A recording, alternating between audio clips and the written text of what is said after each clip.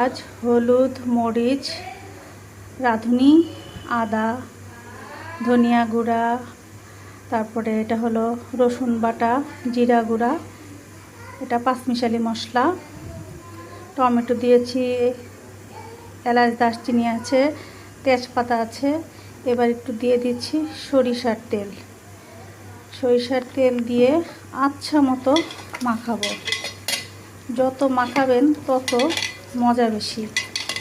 এভাবে কারা কারা খেয়েছেন, যারা খাননি তারা এইভাবে মাংসকে মেখে রান্না করবেন, দেখবেন কি যে মজা খেতে, সেই রকম মজা।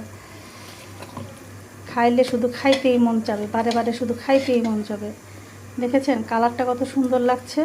রান্নার আগেই যদি এমন হয় তাহলে রান্নার পরে কেমন হবে বলেন। ওকে, রান্নার পরের ভিডিওটা আপনাদের পরে দেখাবো। ভালো থাকেন, আল্লাহ হাফেজ।